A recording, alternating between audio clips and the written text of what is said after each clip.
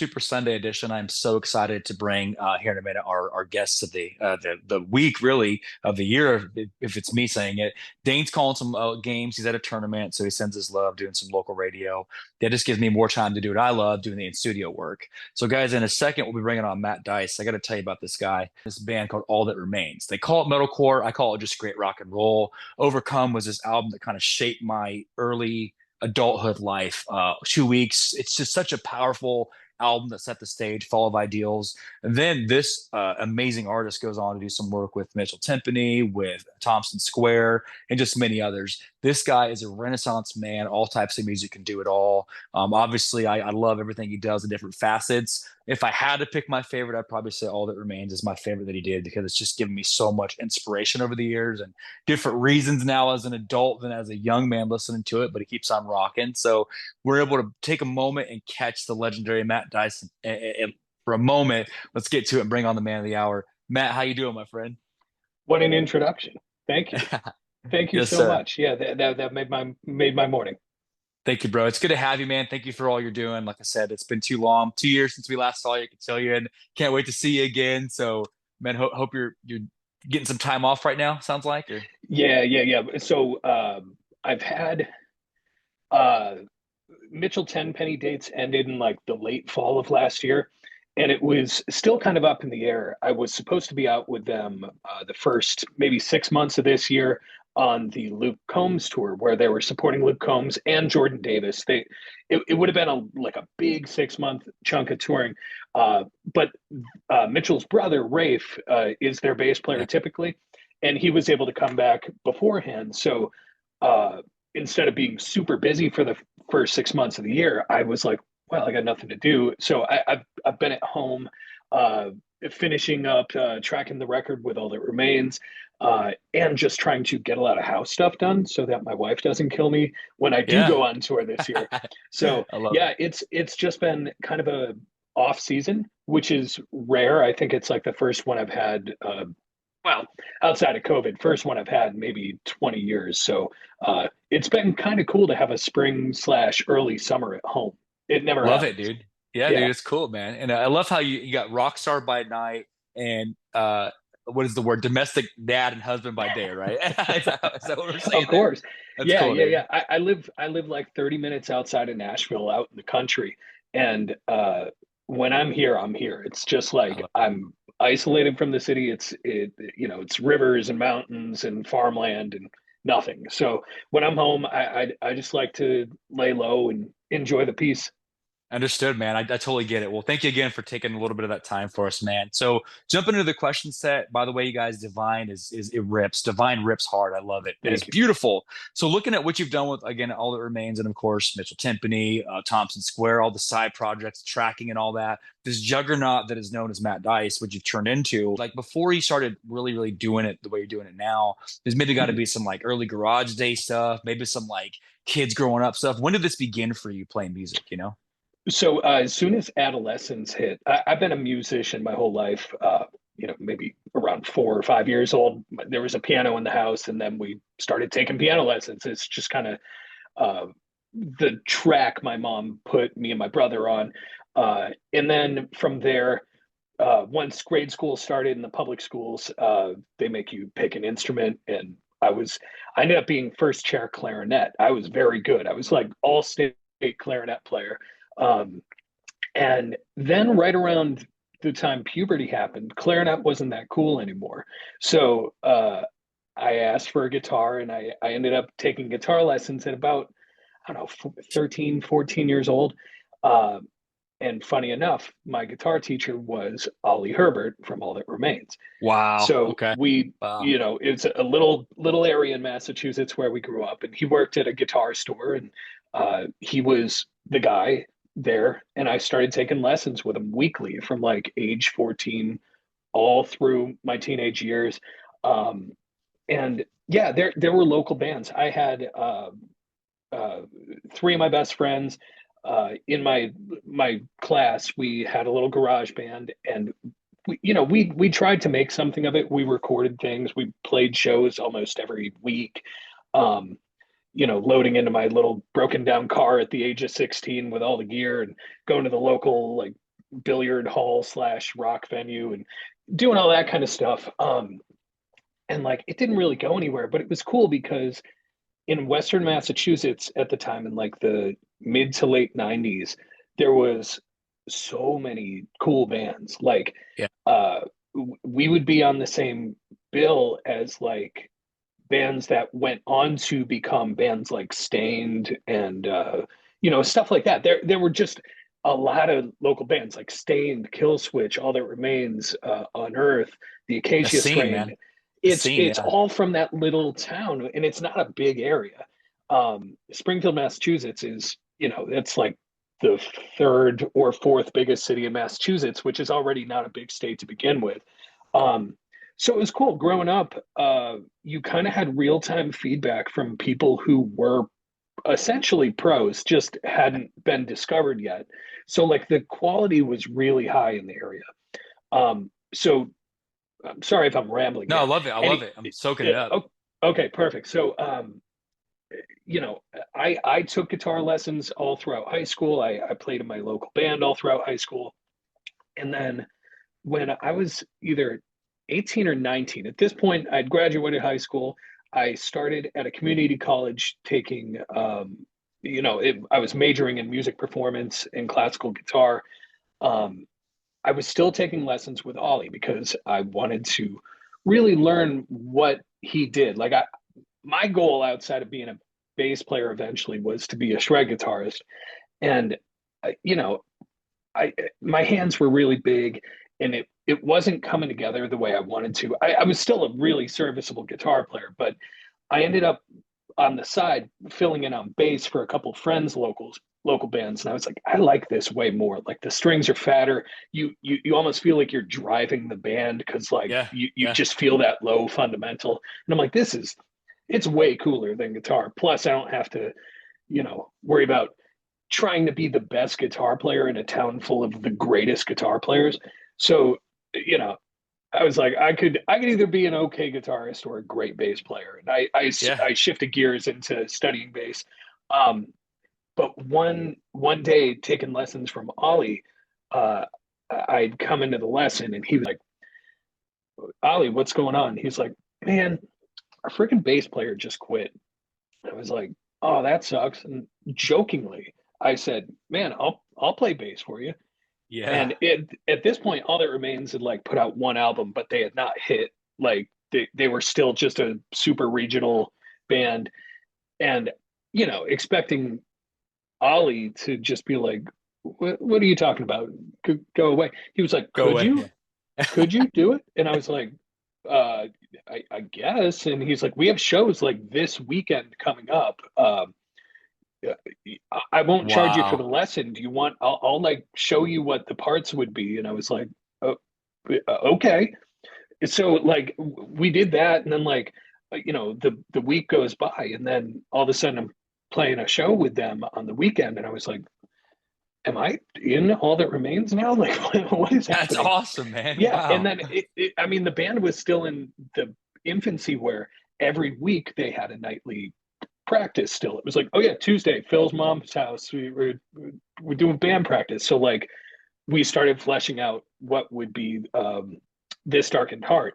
They had already Yep. had material for it, and we came in and like as a band wrote that live in a jam space, which doesn't seem to happen anymore with bands. Right. Right. Like Right. it's a lot of like, here is guitar.mp3, tell me what you think of this, and then it's like, okay, this is cool, here are some fake drums.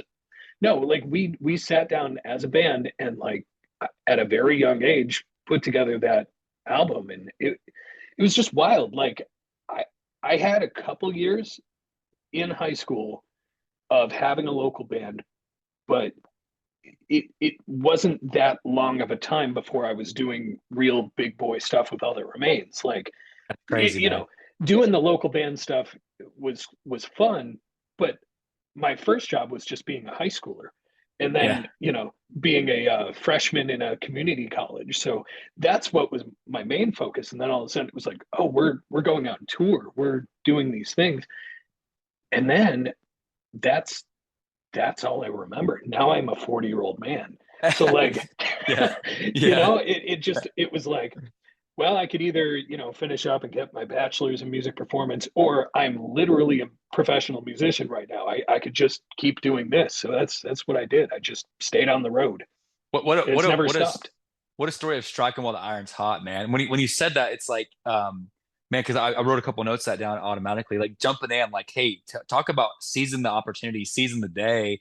For like Mm. Ollie, his legacy, man. I love his legacy, man. It's I love, but when you're looking at seizing the day, jumping into that, and then just going full scale, like no full tilt, never looking back. Talk about just let's do this. That's such a powerful story right there in and of itself, you know? Wow. It is really like what's the saying? Closed mouths never get fed. Right, So right, right, like, if you don't know if you don't try, right.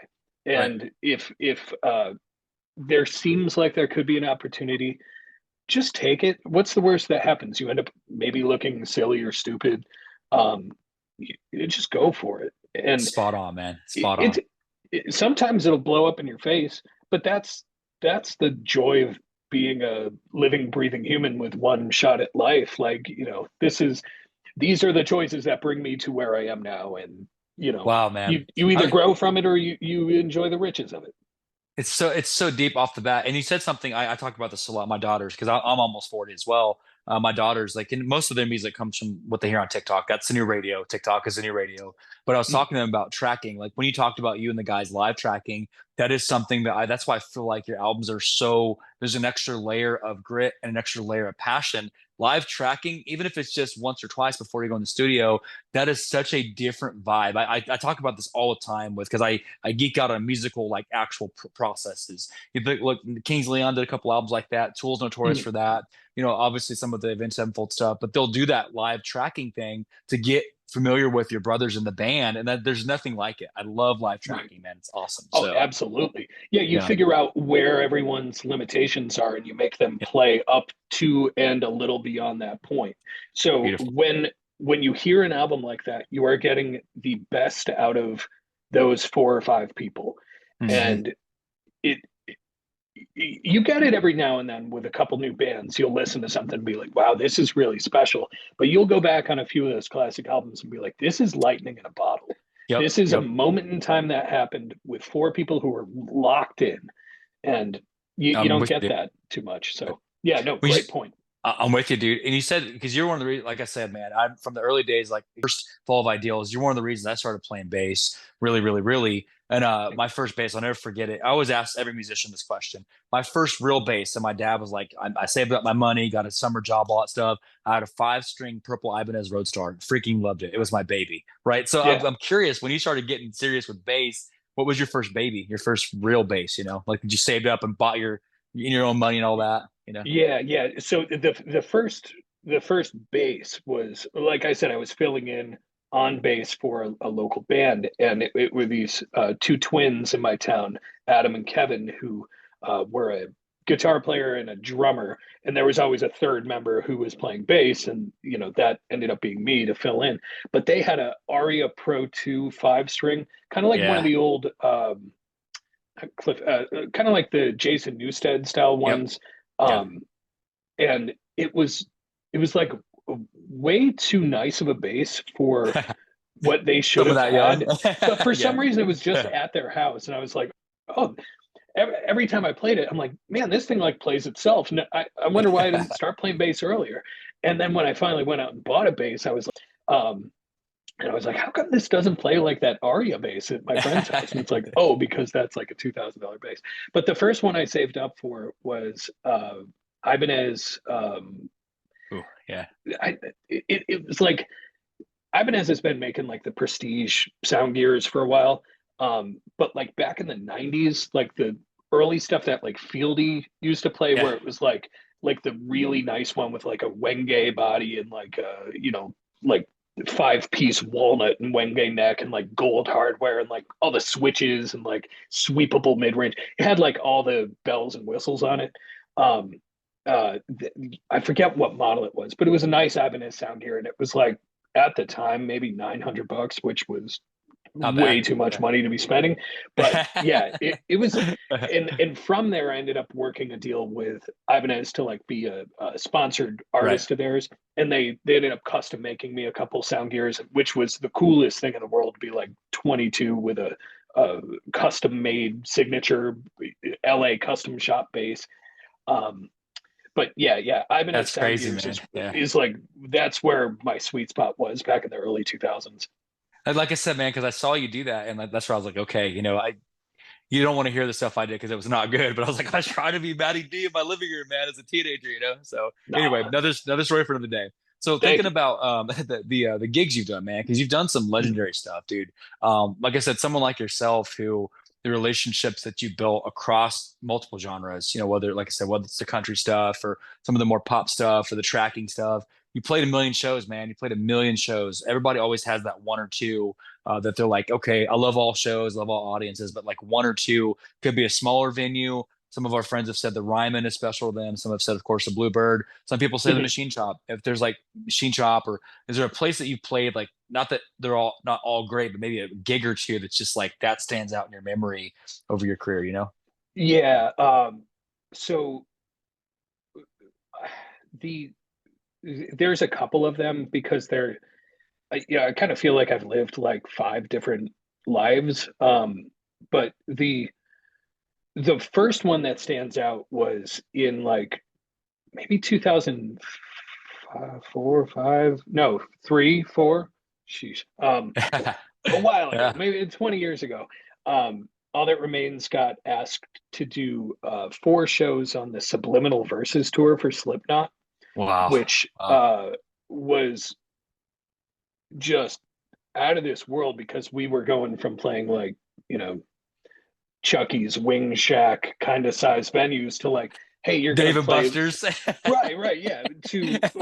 I mean, I'm there kidding. there were Kidding. better gigs than that, of Yeah. course, but Kidding. to like sheds and stadiums for a couple shows for like four shows, and Wow. just the whole experience of like, oh, this is different. Like you go to play your bass and it's just like reverberating throughout the entire arena.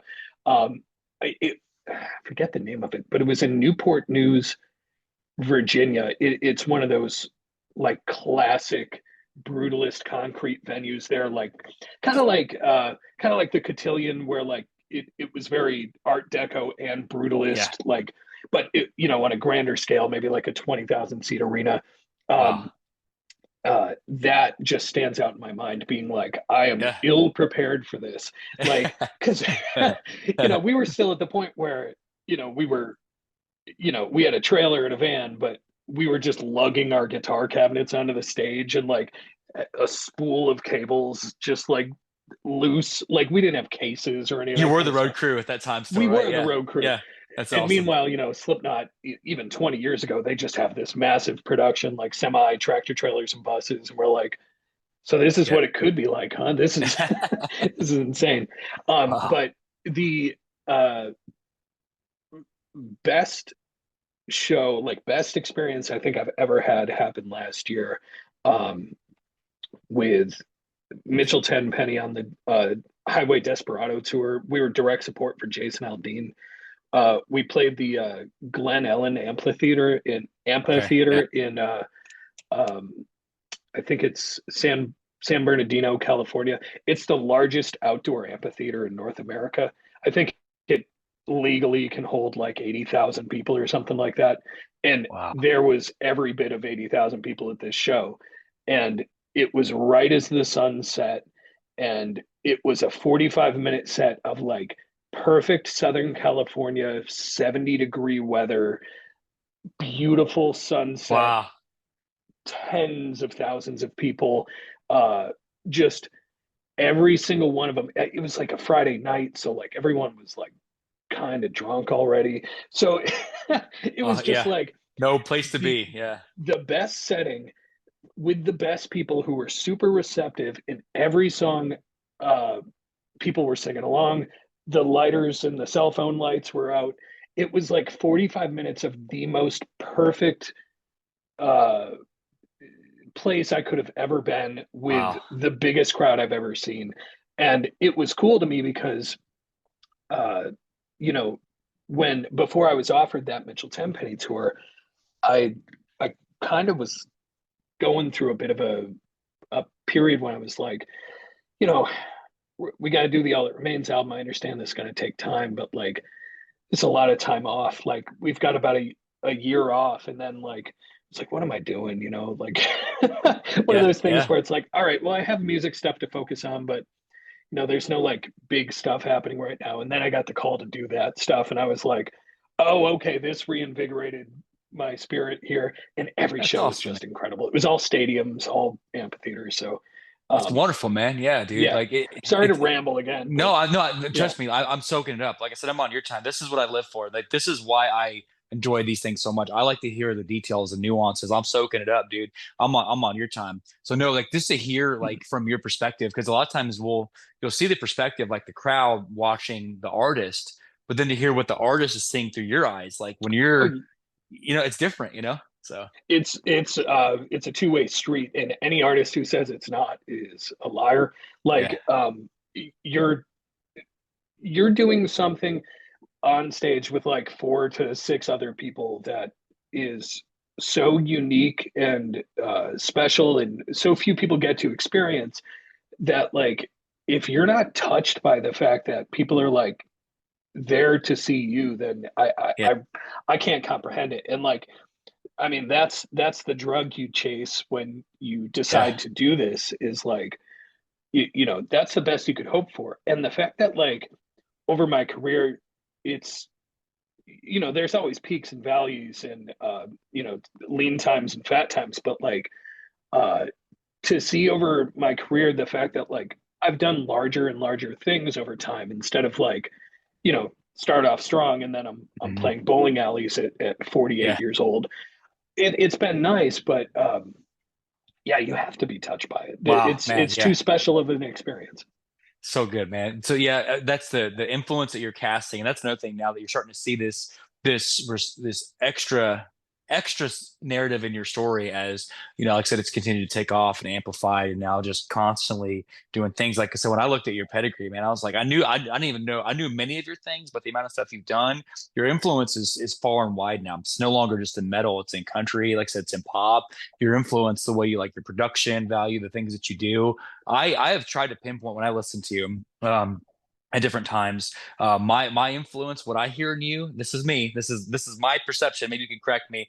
When I listen to you play bass, the first bass player that I think of is Prong. When I listen to you, that's what I hear. So it's like, okay, That's influence. But who's uh, your influences? Like if you had to pick one or two, like who do shout out who's to Mike with Prong. It was yeah, one of my first tours with All That Remains. Was opening for Prong. Those guys are great, yeah, Tommy and all them. Um, as far as my influences, I'm pretty basic. I mean, like I said, coming up, I was more of a guitar player than a bass player. Like during my formative years of listening to music and appreciating it, but the obvious answer is I grew up a Beatles kid. My mom really put that on me, and there's nobody greater than Paul McCartney in terms right, of like right, the way you structure a bass line to fit a song and tell a story throughout, and like uh, all of that. But once I started getting into it, getting into metal, Newstead and Ellefson were the big metal influences. Billy Gould from Faith No More, incredible player. Um, and then all the crazy stuff like Les Claypool and hmm all the super shredder bass players. I had a respect for it, but like I I don't know. I was more into just the like Billy Gould from Faith No More was about as flashy as I liked a bass player to do. Because at a certain point, if you're playing more than that, then the band is all about you. right, Like right, yeah, you know, Primus has good songs, but if he just played the root note yeah, like with quarter notes, those wouldn't be the same. It's the fact he's yeah, working the whole time that makes it fun. Um, so yeah, just I kind of like those unsung guys like the Billy Goulds and the Jason Newsteds, where like they weren't getting all the glory, but if you isolated what they were doing, you were like, oh yeah, yeah. those guys are working the whole time. detail and precision, man. You probably heard this term with your days of playing, just like me, playing clean. You're playing clean, right? That's Yeah, a yeah, yeah, that's the best you could do. Just follow the kick drum. Don't don't step on the snare when it's happening. Like just become an extension of the drum kit yeah. and find places where you can embellish. Uh, Getting to play with the country guys lately as well. The amount of precision and thought that goes into creating a simple bass line for a country song that goes on the radio to get played 500 billion times, it's crazy. Like, because you don't listen to a country song and go like, "Wow, listen to that guy shred the bass," but it's True. like every note is perfect. There's weight behind it. It like pushes the song or pulls the song. Tully Kennedy from Jason Aldean's group is a huge inspiration of mine, and I was lucky enough last year to be on tour with him and have him be like, "No, man, you're my brother. Like you're a peer of mine." I'm like, so So, it that was rad because it's not just Jason Aldean. I mean, Tully Kennedy, I think, has tracked more number one country hits than any other bass player I could think of. Just he is like the go-to guy in Nashville. And then I've become friends with Amos Heller, who's Taylor Swift's bass player. Just yep, great one dude, of great dude. incredible bass player, but like again, one of those guys who is no flash, but could play anything he wants to. But he will only serve the song. And he's just a class act. I love those guys. Tully and Amos are my two big Nashville influences. I'm processing what you're saying, man, because again, that's what they taught us and our guitar teachers and all this stuff we went through for training. It's like it's talking about playing clean, where there's a time where live shows and things like that where you can show it, you can show off, and the Mhm. time it's right. And you mentioned back to the country stuff. It's true. It's intentional. I think the word that I'm hearing you say a lot of it is it's more that type of music is intentional. Like I don't want to Yeah, step on anybody else's toes. So I love what you're saying, man. I'm just geeking out, man, because I'm like, yes, that's exactly yes, tracking. yeah. Like I love the technical mind of what you bring to the table. So Thank you. with obviously with finishing up the album that's coming, you guys have that, you and the boys. If you're allowed to say, do we have a release date, do you think, for the album or coming up? Um, so little birdie told me there should be another single dropping, relatively soon. Nice, But nice, I'm assuming most of it's going to coincide with the Megadeth tour that we're doing. Um, nice. so that way, because you want to take advantage of the situation and have something to promote while you're out in front of a bunch of people. So it'll probably be closer to then. But as far as an actual date, I don't have it. It's also one of the things where All That Remains is now independently releasing Right. music. So we don't have like such a hard and fast deadline to do things by. We could drop it tomorrow if we were like, That's you cool. know what, all these mixes sound good. Let's just do it. Or we could lose our minds and say, you know what, 6 more years of mixing. This doesn't sound right. Let's re-record. You know what? We should have 20 songs. But yeah, no, it should be coming pretty soon. We should have another single out relatively shortly as well. I can't wait, dude, because I've played Divine so much. If it's possible to like wear out a digital copy, I've done it. You know what I'm saying? It's like I can't stop, Yeah. man. It's part of my morning workout routine and my run. It's just so good. Like I said, it's Thank you. when I'll sit there and I'll sit there and I'll show like my wife and kids. So they like it, but like they're more country than rock. I'll show them. No, check this out. Mm, Listen to this, and I'll explain to them like I'm not catching what you're trying to. It's just like I'm trying to teach them like, hey, yeah. this is pure art right here. So anyway, so man, Thank you.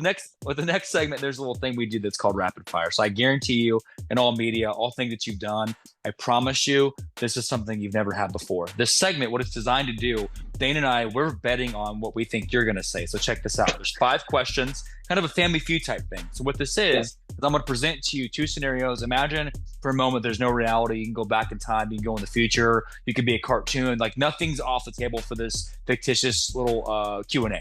Okay.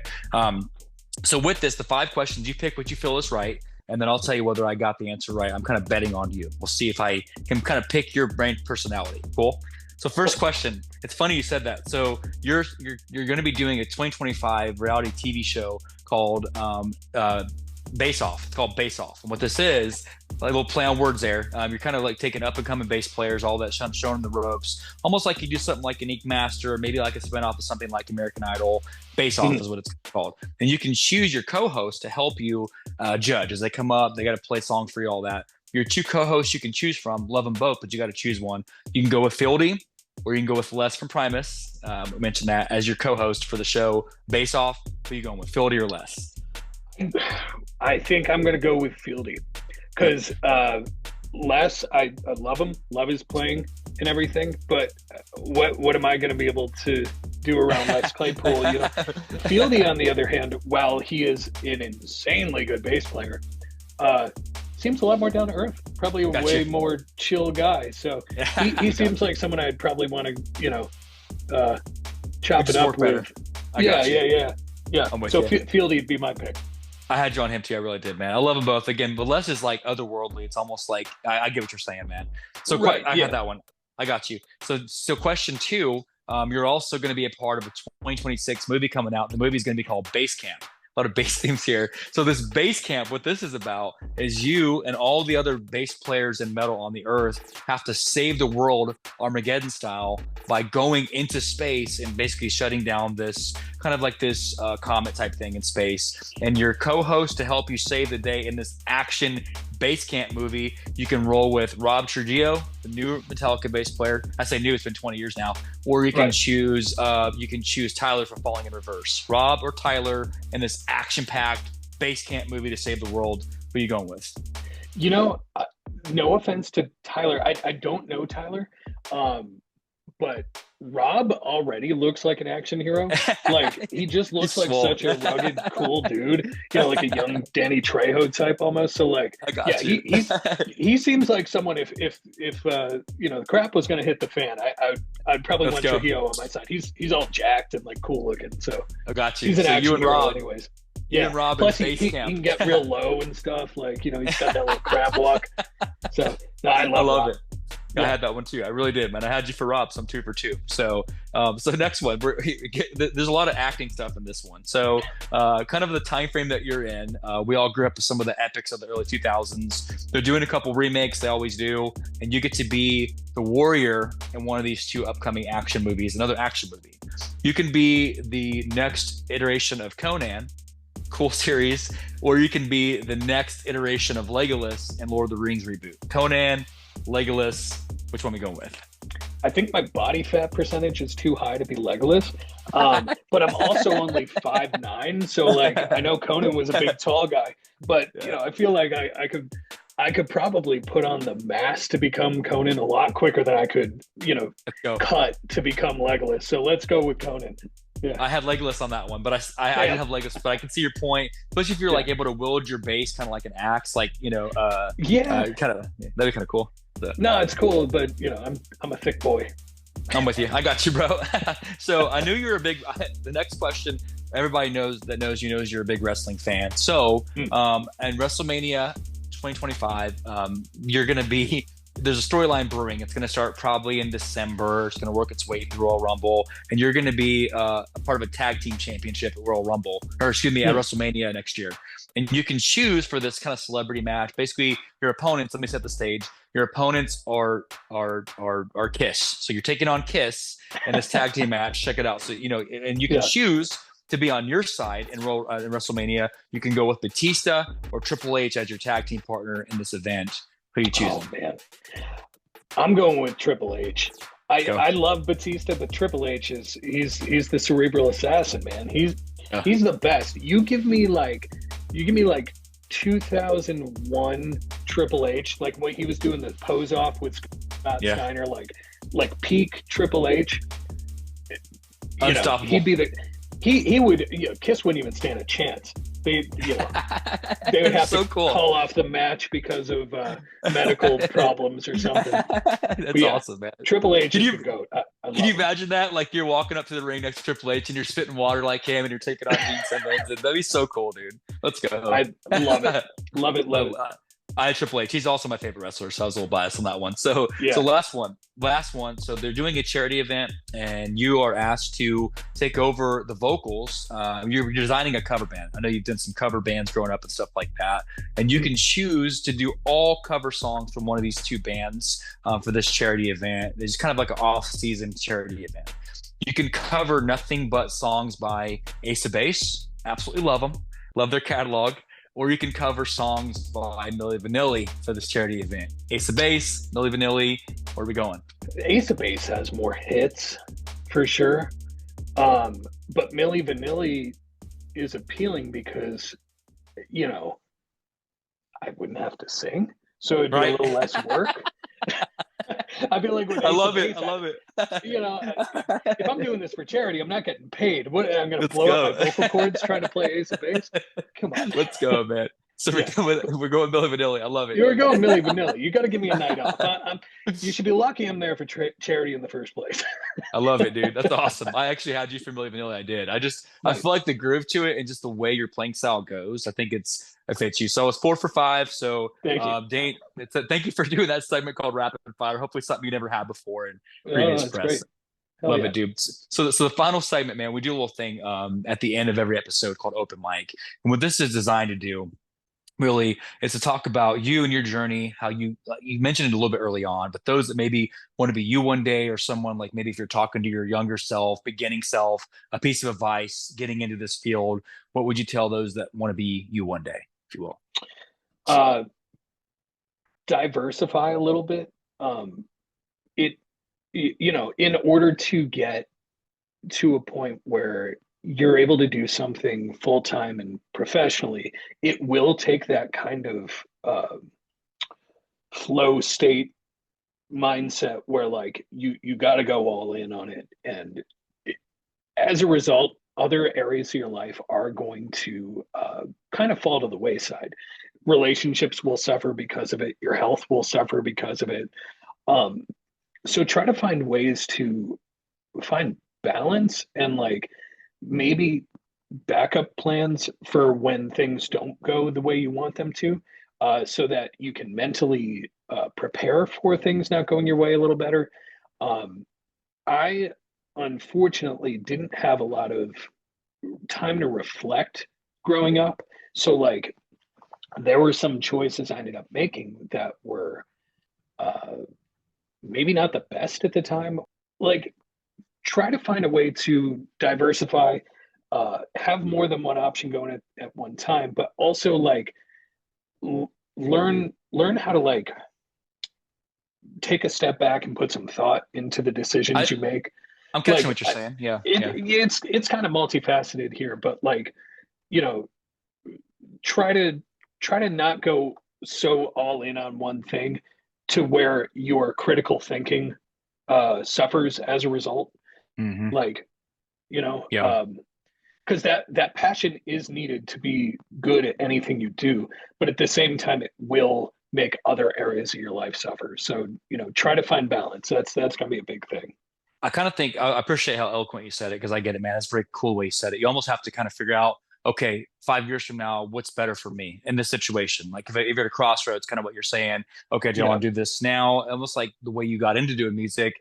What's this going to do for me down the road? Yes, I definitely want to jump in right now. What's the best choice down the road? Maybe not in the moment. Okay, Right. you're talking about, yeah, that's cool. Here's my backup plan. I hope this works out. This is great. But what's tomorrow going to hold? That's interesting hearing that from a top scale musician like yourself, or even someone as successful as you still think about the future. That's neat. Like it makes us realize that even though you've been wildly successful, you still think about life the way we do too. That's really cool. It just gives another Well, you cool have little to. perspective on it, So Yeah, and musicians shouldn't lose sight of the fact that, you know, you're a regular guy, and yeah, if that's you cool. stop being a regular guy, you've lost the plot. Like, just Mm, be a good person first, and like I I love that. wish I could go back to like my 20-year-old self and be like, you know, mind how you talk to people, embrace the relationships you have rather Mm. than like chase the next shiny thing. Like, just, Oh,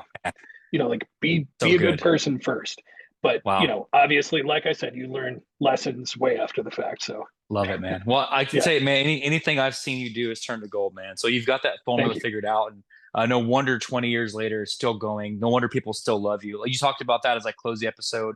There's no wonder that people are still singing along to your music and still it's life anthems for us. And it's so cool now, like you said, the dialogue to where when I went through it in my life as a young teenager and an adult, now my kids get to experience you all over again with me and understand the passion of what I went through. Next generation now your shadow is just casting even far and wide back home. It's cool, man.